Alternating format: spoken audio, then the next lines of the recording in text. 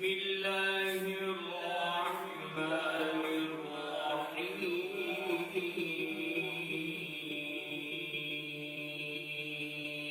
محترم سامعین و سامعات، آپ سن رہے ہیں تاریخ اسلام.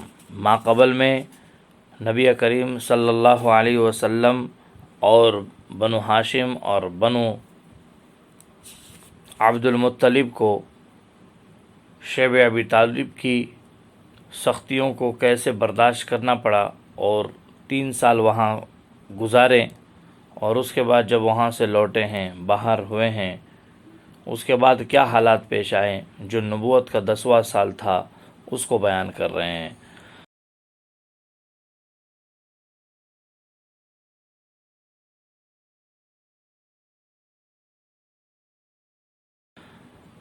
جب حضور اکرم صلی اللہ علیہ وسلم شیب ابی طالب سے نکلے ہیں تو نبوت کا 10واں سال شروع ہو چکا تھا. قیاس یہ چاہتا تھا کہ اب مسلمانوں کے ساتھ قریش کی طرف رعایت اور نرمی کا برتاؤ ہوگا، مگر نہیں. مسلمانوں کی محنتیں اور حضور اکرم صلی اللہ علیہ وسلم کے مصائب اور بھی زیادہ بڑھ گئے، اور جلد ہی ایسے حالات پیش آئے کہ اس سال کا نام ہی عام الحزن یعنی غموں کا سال مسلمانوں میں مشہور ہوا. رجب کے مہینے میں ابو طالب، جن کی عمر 80 سال سے اوپر تھی، بیمار ہو کر فوت ہوئے. ابو طالب کے فوت ہوتے ہی کفار مکہ یعنی دشمنان دین کی ہمتیں بڑھ گئیں. ابو طالب ہی ایک با اثر اور بنو ہاشم کے ایسے سردار تھے جن کا سب لحاظ کرتے اور ڈرتے تھے. ان کے مرتے ہی بنو ہاشم کا رعب و اثر جو مکہ میں قائم تھا باقی نہ رہا. قریش نے نبی کریم صلی اللہ علیہ وسلم کو ستانے اور نقصان پہنچانے کے لیے میدان خالی پا کر آزادانہ اور بے باکانہ مظالم کا سلسلہ جاری کر دیا. اسی سال حضرت ابوبکر صدیق رضی اللہ تعالی عنہ نے بھی مظالم قریش سے تنگ آ کر ہجرت کا ارادہ کیا اور مکہ سے نکل گئے. راستے میں 4 منزل کے فاصلے پر برق الغمات کے پاس قبیلے قارہ کے سردار ابن الدغنہ سے ان کی ملاقات ہوئی. ابن الدغنہ نے پوچھا، کہاں جاتے ہو؟ حضرت ابوبکر صدیق رضی اللہ تعالی عنہ نے جواب دیا کہ مجھے میری قوم نے اس قدر ستایا ہے کہ میں نے اب ارادہ کیا ہے کہ مکہ سے نکل کر کسی دوسرے جگہ جا کر رہوں اور اپنے رب کی عبادت کروں. ابن الدغنہ نے کہا کہ آپ تو ایسے شخص ہیں، نہ آپ کو خود مکہ سے نکلنا چاہیے، نہ آپ کی قوم کو یہ گوارا ہونا چاہیے کہ آپ مکہ سے نکلیں. میں آپ کو پناہ میں لیتا ہوں، آپ واپس چلیے اور مکہ ہی میں اپنے رب کی عبادت کیجیے. چنانچہ حضرت ابوبکر صدیق رضی اللہ تعالی عنہ مکہ میں واپس آئے. ابن الدغنہ نے رؤسائے قریش کو جمع کر کے بہت شرمندہ کیا اور کہا کہ تم ایسے نیک صفات والے شخص کو نکالتے ہو جس کا وجود کسی قوم کے لیے موجب فخر ہو سکتا ہے. حضرت ابوبکر صدیق رضی اللہ تعالی عنہ نے اپنے مکان کے آنگن میں ایک چھوٹا سا چبوترا بطور مسجد بنا لیا. وہیں قرآن مجید پڑھا کرتے تھے اور عبادت الہی میں مصروف رہتے تھے. ان کی قرآن پڑھنے کی آواز کا اثر محلے کی عورتوں اور بچوں پر بہت ہوتا تھا. قریش کو یہ ناگوار گزرتا تھا اور ابن الدغنہ نے انہیں منع فرمایا. تو حضرت ابوبکر صدیق رضی اللہ تعالی عنہ نے فرمایا کہ میں تمہاری پناہ سے نکلتا ہوں اور اپنے اللہ تعالی کی پناہ کو کافی سمجھتا ہوں، مگر قرآن پڑھنے کو نہیں چھوڑوں گا. ابو طالب کی وفات کے قریباً 2 ماہ بعد رمضان سن نبوی 10 میں